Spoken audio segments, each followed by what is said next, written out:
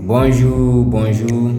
Aujourd'hui, c'est une nouvelle vidéo sur les calculs de réaction avec les sollicitations.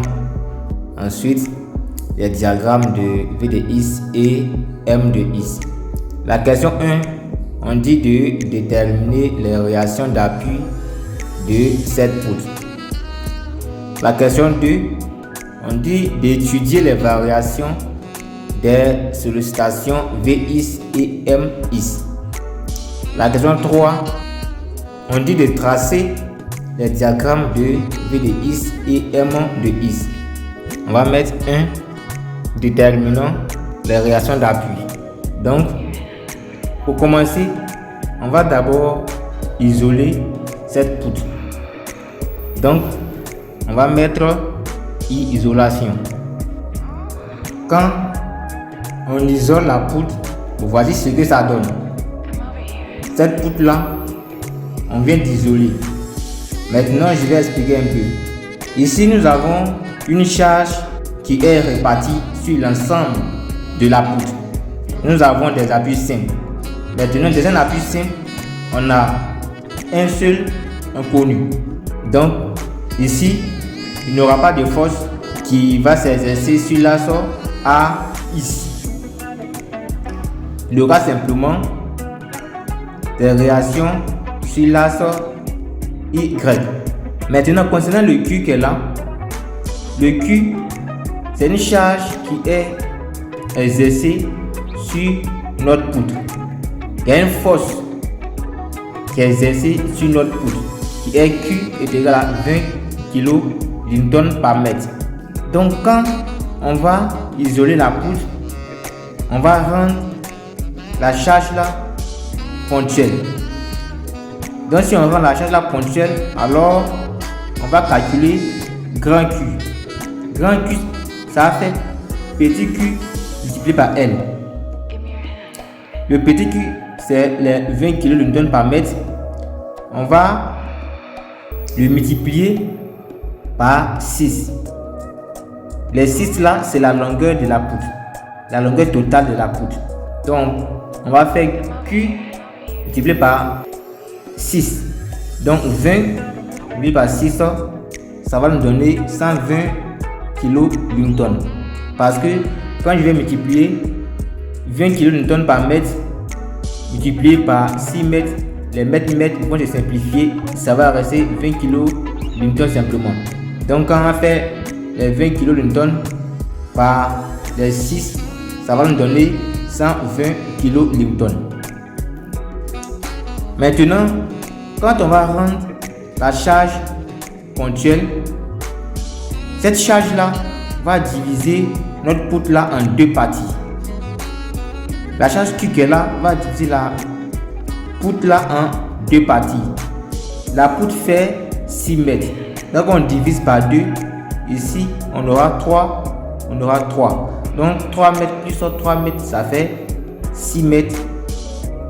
D'accord. On va commencer les calculs. On va répondre à notre question qui est là.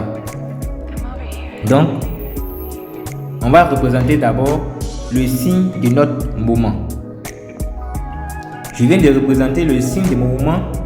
Ensuite, mon repère. Le signe de mon moment. Donc, on va dire que d'après le PFS, on a. Le PFS veut dire tout simplement que principe fondamental de la statique. Une fois qu'on finit d'écrire ça, on vient maintenant dire que la somme des projections sur l'axe OX par rapport aux forces extérieures est égale à 0. La somme des projections sur l'axe OY par rapport aux forces extérieures est égale à 0. La somme des moments au point A par rapport aux forces extérieures est égale à 0. Donc, on va commencer maintenant les calculs. Calculate pour dire que R, Y, A plus R, Y, B moins Q est égal à 0. Et je viens ici pour dire que moins 6 RYB plus 3 multiplié par Q est égal à 0. Alors, j'explique. Ici, RYA et RYB vont dans le même sens. Ça tourne dans le même sens. Donc, le signe c'est positif. Ici, c'est moins Q parce que Q tourne dans le sens inverse de mon moment. C'est pour cela qu'il est sorti négatif. Maintenant, quand on vient sur notre mouvement par les bras délégués, ici, on a juste multiplié 6 YB parce que RYB, son bras délégué, c'est 6 par rapport à nos points A. Notre RYB sur l'axe d'un mouvement, il est négatif. Maintenant, on va le multiplier par son bras délégué. Son bras délégué, ça veut dire la longueur de RYB en au point A. Donc on fait 3 plus 3, ça va nous donner 6. Donc ça va donner moins 6 RYB plus maintenant le Q qu'elle a multiplié par son bras délégué qui est 3. Donc ça fera 3 multiplié par Q est égal à 0. Ici c'est plus 3 fois Q parce que notre Q dans le sens de nos mouvements par rapport au point A, il est positif. Ce qui implique que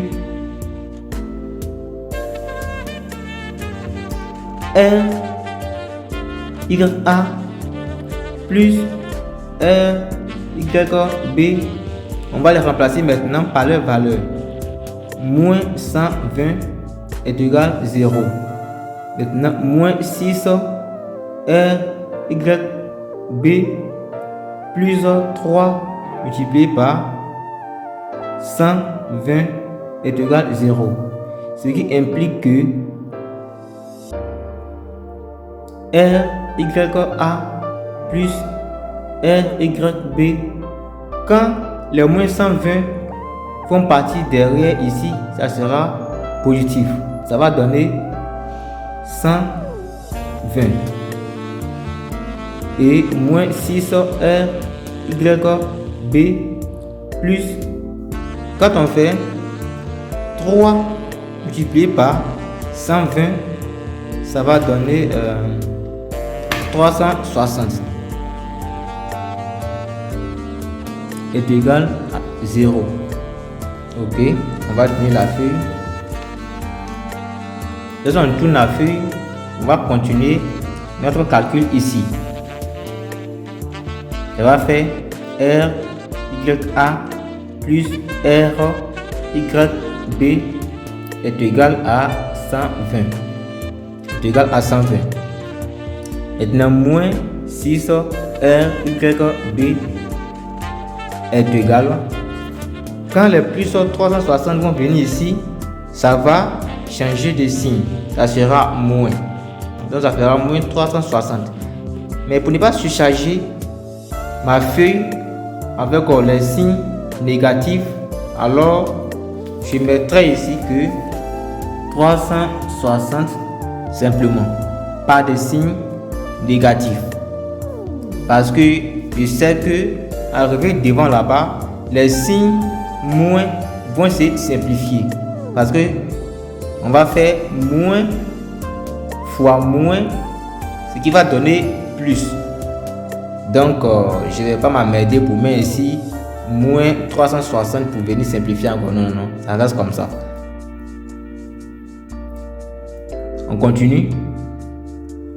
Donc ça fait RYA plus RYB est égal à 120.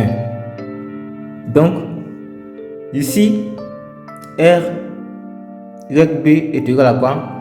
Les 6 là vont venir rentrer en bas de 360. Donc 360 divisé par 6. Ce qui implique que R YA plus R YB est égal à 120 et R YB est égal à quoi? Quand on fait 360 divisé par 6, ça donne 60. 60. Alors, j'ai déjà la valeur de RB. Je vais chercher maintenant la valeur de RA. Donc, RA est égal à quoi? À 120 là, moins les 60. Il y a déjà le RP, donc je plaque directement que RB est égal à 60. Alors, ce qui implique que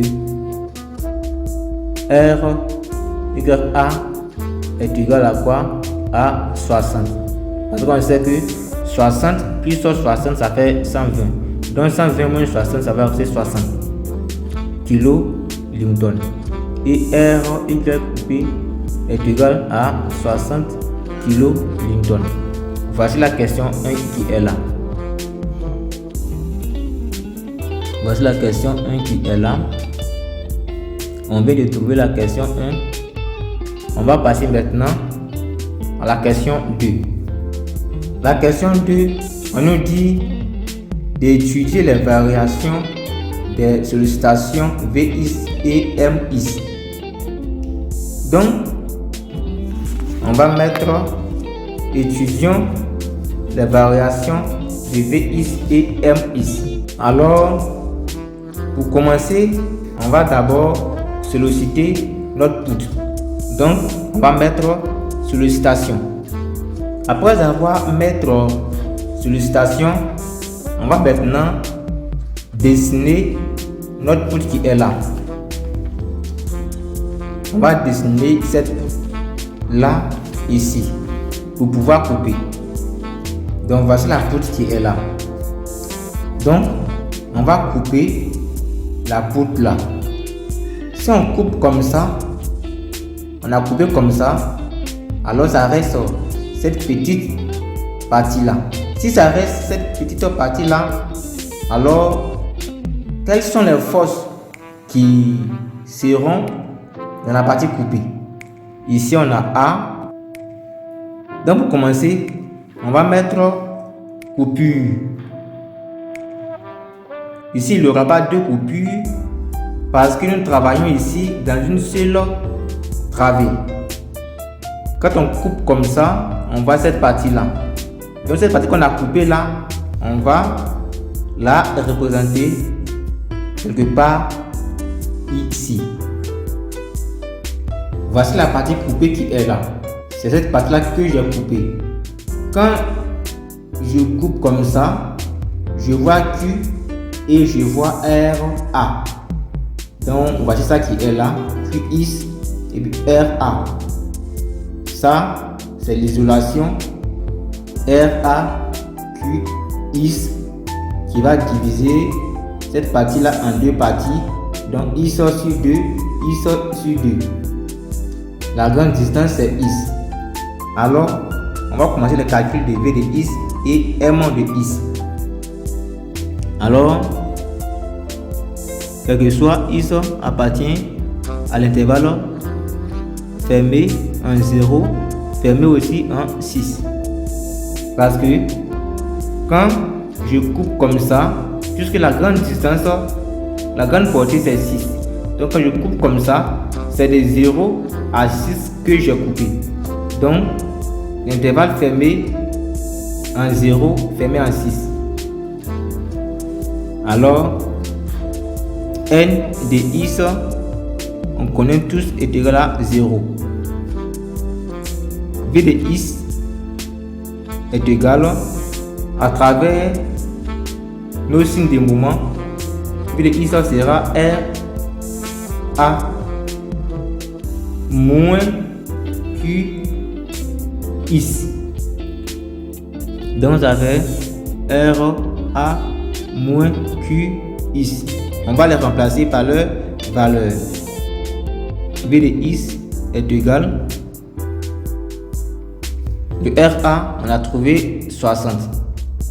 On avait 60 moins 20 is. Ici, on a pris les 20 is.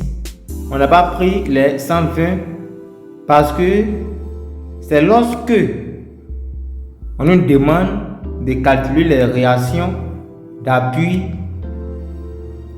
et que on calcule nos grands Q.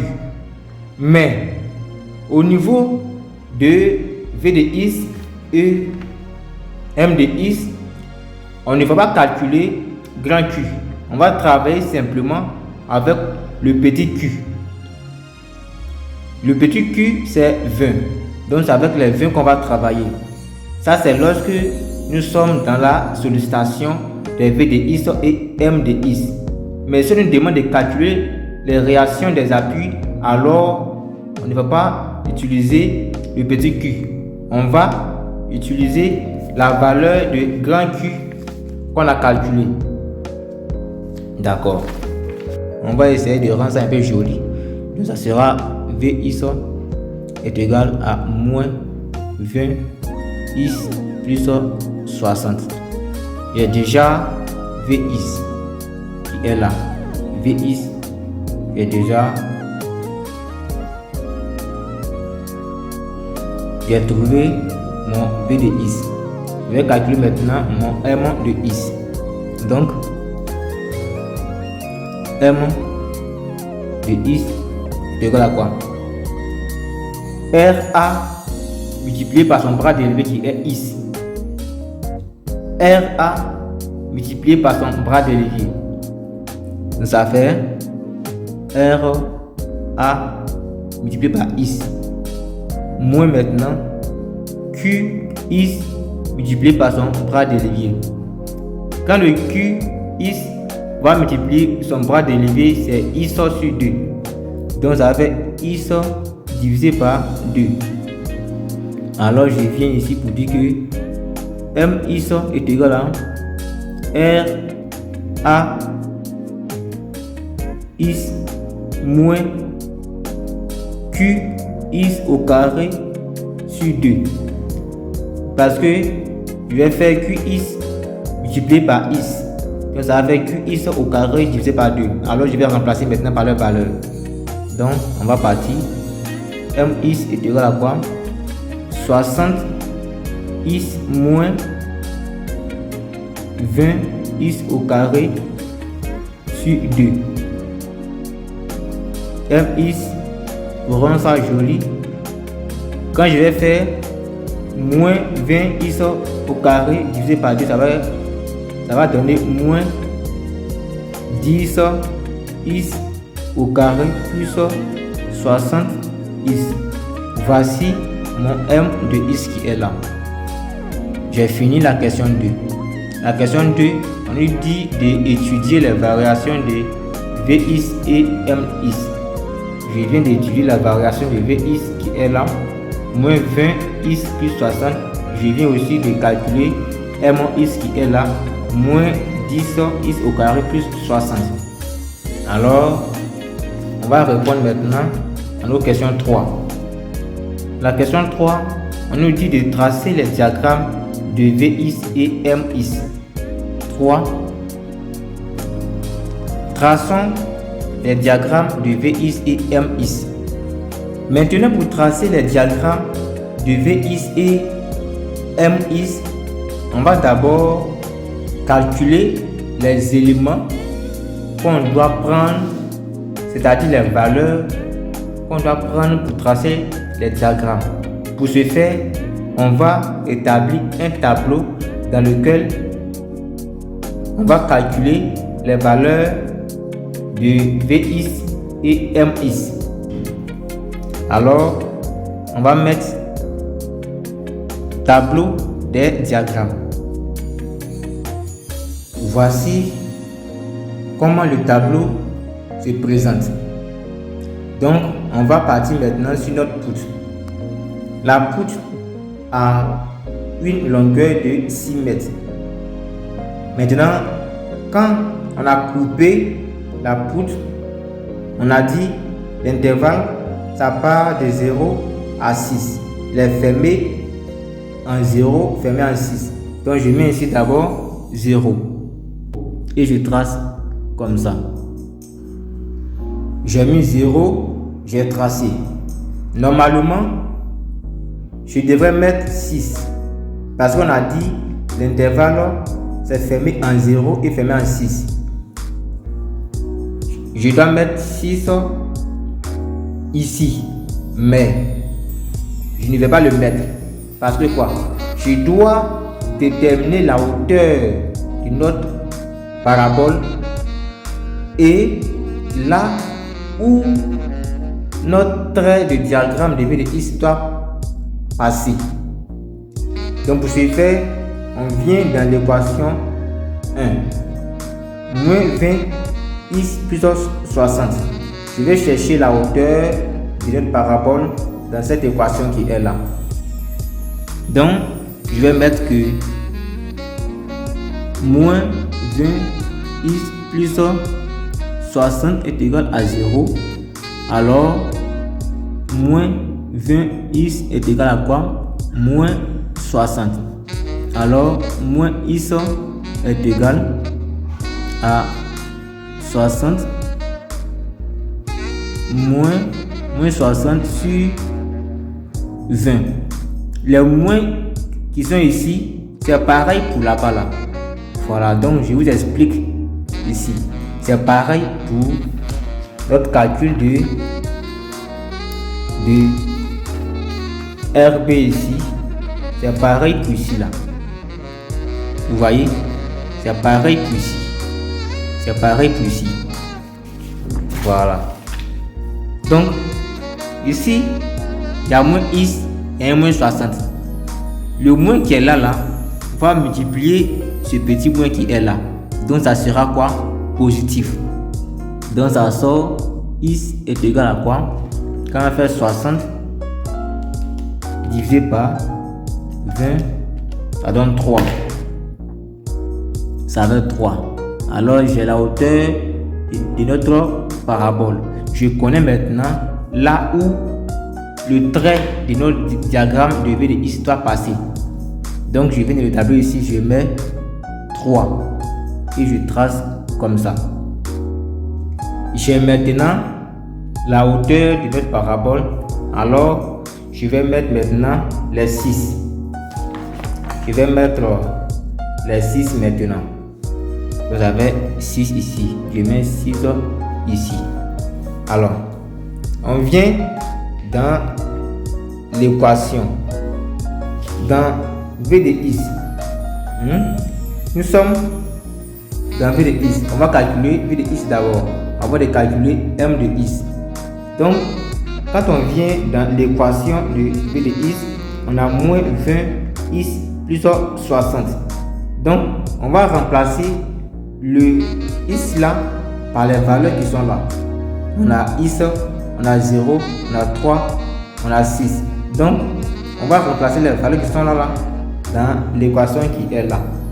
Dans l'équation de V de X. Donc, lorsque X tend vers 0, alors je vais venir remplacer ici les X là par 0. Donc, ça fera moins 20 fois 0 plus 0, ça fait 60. Parce que moins 20 fois 0, ça fait 0. Donc, ça fait 60. Donc, je mets ici 60. Maintenant, lorsque X tend vers 3, je viens de l'équation de V de X. Là où il y a les X, je remplace le X par 3. Donc, ça fera moins 20 multiplié par 3 plus 60. Ce qui va donner, ça va être 0. Ça va être 0. On vient ici, dans l'équation de V de X, lorsque X tend vers 6, dans l'équation V de x, on va remplacer les x là par 6. Donc, moins 20 fois 6 plus 60, ça va rester moins 60.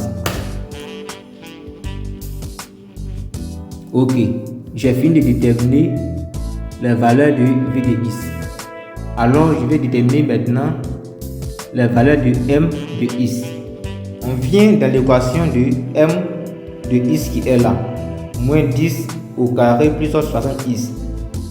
Alors, on vient encore sur la sorte des x. Lorsque x tend vers 0, dans l'équation de m de x, on va juste remplacer les x là par la valeur 0. Donc, moins 10 multiplié par 0 au carré plus 60 fois 0, ça fait 0. Lorsque x tend vers 3, dans l'équation m x, on va remplacer les x là par 3. Donc on verra moins 10 fois 3 au carré plus 60 fois 3. Ça va faire 90. 90. Alors, je dis encore que lorsque x tend vers 6, on va venir remplacer 6 dans l'équation de mx en remplaçant les x là par la valeur 6. Donc on fera moins 10 multiplié par 6 au carré plus 60 multiplié par 6. Ça va faire 0. Alors, j'ai la valeur de Vx, j'ai la valeur de Mx. Je peux maintenant tracer les diagrammes. Donc, je mets un diagramme de V de x. Je souligne. Donc, voici comment ça est. Diagramme de V de x. On a Vx ici. Donc, les valeurs qui sont positives seront là où V de x, sa flèche se dirige. Ici, on a moins 60 parce que lui, il est hors de V de x. Voici la flèche de V de x qui est là. Donc lui, c'est positif. C'est-à-dire quoi? Les valeurs qui seront entre 0 et V de x seront positives. Maintenant, les valeurs qui seront à l'inverse de ce que je viens de parler, alors cette valeur-là sera négative. C'est pour cela ici, les moins 60 sont venus ici. Maintenant, voici les valeurs qui sont là. Les valeurs qui sont dans le tableau ici, 0, 3, 6. Qui sont là, 0, 3, 6. On va tracer maintenant le diagramme. Quand on vient ici, pour V de x d'abord, de 0, on a 60. Donc de 0 ici, on a 60. C'est nul. On vient ici, de 3, on a 0. De 3, on a 0. C'est nul aussi. Ça ne donne pas. De 6, on a moins 60. De 6 ici, on a moins 60. Donc, c'est comme ça. De 6, nous avons moins 60. Donc, de 6 ici, on a moins 60. Donc, on marque des pointillés pour venir. Point, point, point, point, point, point, point. Là où les deux points se croisent, on met un point là et on prend notre traceuse et c'est fini. Après avoir fait ça, assurer la partie qui est là. Donc je vais assurer. Alors j'ai fini avec le diagramme de Vx. Je vais maintenant passer à notre diagramme de Mx. Donc voici comment ça se présente. Le Mx il est en bas, le Vx il est en haut. Voilà. C'est comme ça. Donc les valeurs qui sont là, 0, 3, 6. On a 0, 3 et 6. On va maintenant tracer le diagramme de M ici. On vient dans le tableau qui est là. De 0 ici, on a 0. Donc, on marque un point là.